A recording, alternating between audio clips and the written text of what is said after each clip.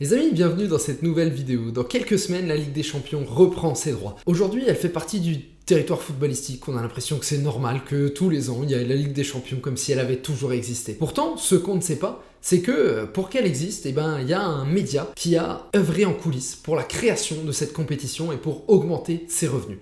Ce média, on le connaît tous et la plupart d'entre nous, on s'y connecte tous les jours.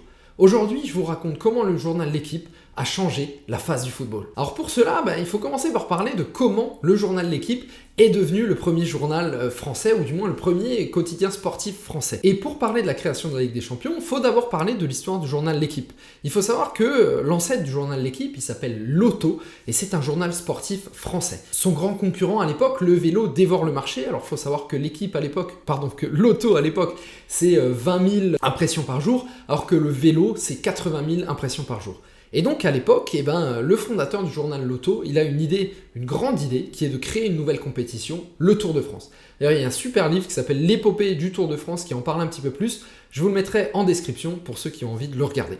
Alors pendant quelques semaines, l'idée c'est que des cyclistes français vont traverser la France entière lors d'une course unique en son genre. C'est une véritable épopée que le journal Lotto décide de créer pour augmenter les ventes de ses journaux. À l'époque, c'est probablement la plus grande compétition de sport jamais créée. Et oui, la Coupe du Monde n'existe pas encore, il n'y a pas encore de coupe à l'échelle européenne, il y a quelques courses qui existent déjà, il me semble que Paris-Roubaix à l'époque existe déjà, mais voilà, ça reste une course d'envergure. Et l'objectif pour le journal Lotto, c'est d'augmenter les ventes de ces journaux. Forcément, ils vont être aux premières loges puisque ce sont les créateurs. Ils vont savoir à chaque moment qui est le mieux classé et ils vont pouvoir vendre des journaux. Et parfois, ce qu'il faut savoir pour l'anecdote, c'est qu'ils vont aller jusqu'à vendre 3 journaux différents par jour. Donc sur une journée, ils vont imprimer 3 journaux différents. Grâce au Tour de France, Lotto va devenir quelques années plus tard l'un des quotidiens, l'un des médias leaders sur le sport en France, et d'ailleurs ses concurrents vont disparaître quelques années plus tard. C'est seulement après la guerre que Lotto va disparaître, notamment pour des histoires un petit peu troubles,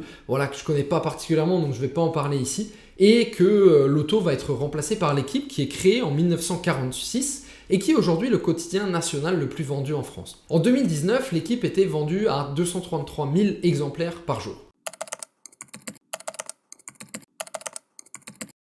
Les journalistes de L'Équipe se sont rapidement rendus compte qu'il était difficile de vendre des journaux en semaine. Forcément, il y avait du sport le week-end, donc le week-end, ils arrivaient à faire des ventes, mais la plupart des événements sportifs avaient lieu le week-end, et forcément, en semaine, il ne se passait rien, et quand il se passe rien, on ne vend pas de journaux. Et L'Équipe a besoin alors de raconter une histoire. Et à l'époque, il y a un débat européen qui existe pour nommer le plus grand club de football au monde. C'est à ce moment-là qu'un journaliste de L'Équipe, Gabriel Hanot, est à l'origine de l'idée de création de la Coupe d'Europe des clubs. C'est l'ancêtre de la Ligue des Champions. L'Équipe ne sera pas ensuite le créateur de la Ligue des Champions à proprement parler, mais L'Équipe va être très influent dans la création de cette compétition. C'est L'Équipe qui va en parler dans son journal, c'est L'Équipe qui va influencer les médias, qui va influencer les politiciens pour créer cette compétition. Finalement, en 1955, la future Ligue des Champions verra le jour et elle a changé l'histoire du football pour toujours. La première édition, elle est remportée par le Real de Madrid, face à Reims d'ailleurs, le club français, le Stade de Reims. Et j'en parle d'ailleurs sur ma vidéo sur l'histoire du Real de Madrid que je vous mettrai juste là. Alors comment cet événement a changé le football? C'est le sujet de notre deuxième partie. Cette Coupe européenne des clubs champions, elle part d'une feuille blanche et elle est notamment poussée par Santiago Bernabéu qui est alors le président du Real de Madrid. Aujourd'hui, c'est l'un des événements les plus regardés dans le monde avec 380 millions de téléspectateurs en 2019 pour la finale, ce qui en fait le 8e événement le plus vu au monde. Les droits de diffusion peuvent coûter des milliards d'euros sur l'ensemble du cycle de 3 ans. À titre d'exemple, BT Sport au Royaume-Uni a payé environ 1,2 milliard de livres pour les droits exclusifs de diffusion de la Ligue des Champions et de la Ligue Europa au Royaume-Uni pour le cycle 2021-2024. La Ligue des Champions, elle est diffusée dans tous les pays du monde, avec des accords de diffusion en Asie, en Afrique, en Amérique du Nord, en Amérique du Sud, Océanie et puis bien sûr en Europe. Cette Ligue des Champions, elle a changé le football, elle a changé la face du football. Les clubs sont devenus plus riches, ils ont pu acheter plus de joueurs, ils ont pu former de meilleurs joueurs et ça a fait évoluer le football. Et L'Équipe a changé le football en influençant la création de la Ligue des Champions. En générant autant d'argent, la Ligue des Champions, elle a aussi permis aux clubs d'investir des sommes conséquentes pour que les matchs deviennent toujours plus intéressants. En termes de médias, on a pu investir toujours plus d'argent parce que l'image s'améliore, les caméras s'améliorent et tout ça, ça a fait de la Ligue des Champions ce que c'est aujourd'hui. Hélas, au cours des années 90, L'Équipe rate un tournant. Le journal commence à de moins en moins se vendre, tout simplement parce que les journaux se vendent de moins en moins, et c'est la télé qui commence à être la plus présente dans les foyers français. Alors les médias vivent essentiellement de la publicité, et donc forcément, si vous vendez moins de journaux, et ben derrière, vous allez vendre un petit peu moins de publicité aussi. Et aujourd'hui, c'est la télévision et Internet qui concentrent la plupart des revenus télévisés. La diffusion du journal L'Équipe baisse à partir de 1994. En moyenne, en 1994, c'est plus de 2 millions d'exemplaires qui sont vendus tous les jours. En comparaison, aujourd'hui, c'est plutôt autour de 200 000 exemplaires qui sont diffusés chaque jour. L'Équipe a donc manqué un tournant, ce tournant télévisé, mais elle va le rattraper. Et ce qu'ils font aujourd'hui est très intéressant. Elle va le rattraper à partir de 1998 avec la création de son site internet et de sa chaîne L'Équipe TV. Et c'est justement ces créations qui vont permettre à l'équipe de s'inscrire dans la dynamique actuelle, et c'est ce que je vais vous raconter dès maintenant.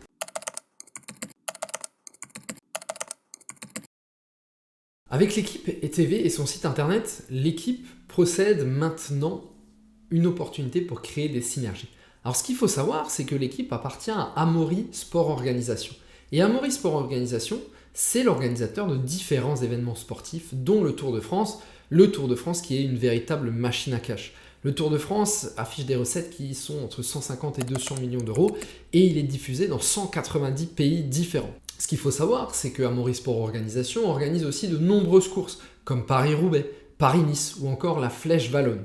Et bien sûr de nombreuses autres compétitions sportives. En parallèle de ça, Amaury Sport dispose avec l'équipe TV et le site internet de l'équipe de moyens de diffusion pour faire connaître l'ensemble de ces sports. Et tout ça, ça permet de créer des synergies incroyables entre l'événement et le média. Dans le journal L'Équipe, Amaury Sport peut mettre en avant ces événements sportifs. Le cyclisme, le biathlon par exemple, qui sont des compétitions qui appartiennent à Amaury Sport. En plus de ça, avec leur chaîne TV, ils peuvent acheter des droits de diffusion. Ils ont acheté par exemple des droits de diffusion de la Coupe d'Allemagne, de la Coupe d'Espagne, la Coupe du Roi, mais aussi le Tour d'Allemagne, le Tour de Pologne et d'autres courses encore, mais aussi le biathlon. D'ailleurs, vous regarderez, quand vous lirez L'Équipe en plein hiver, la couverture du biathlon, elle est quand même très étendue. Et vous voyez, tout ça, ça permet au groupe Amaury Sport de générer des synergies. Ils vont acheter un événement sportif qu'ils vont pouvoir faire connaître, qu'ils vont pouvoir organiser et qu'ils vont pouvoir faire connaître à travers leur journal L'Équipe, leur chaîne TV et leur site internet. Ils vont acheter aussi des compétitions sportives pour les diffuser. Et derrière, ils vont pouvoir les faire connaître à travers toujours la même méthode, leur journal, leur site internet et leur chaîne télé. Et ça aujourd'hui, c'est ce qui permet à l'équipe de devenir un incontournable dans le sport français et dans le sport mondial grâce au travail d'Amaury Sport Organisation. Vous l'avez compris, l'équipe a changé le monde du football grâce à son influence et aujourd'hui, l'équipe et Amaury Sport Organisation continuent à changer le monde du sport. Personnellement, je ne m'intéressais presque pas au cyclisme et c'est l'équipe qui m'a permis de m'y intéresser, notamment grâce à sa grosse couverture ou encore grâce à la série Netflix qui est récemment sortie. Et vous voyez, Amaury Sport continue à influencer le sport et tout cela, ça permet de faire vivre les athlètes, ça permet de faire progresser des sports qui ne sont pas encore connus et de les faire devenir, comme le football, un sport mondial avec des retombées énormes. J'espère que cette vidéo vous a plu. L'idée, c'était vraiment d'analyser un petit peu comment un journal peut avoir de l'influence sur un sport, comment un média peut avoir de l'influence sur un sport. On se retrouve très vite. Ciao.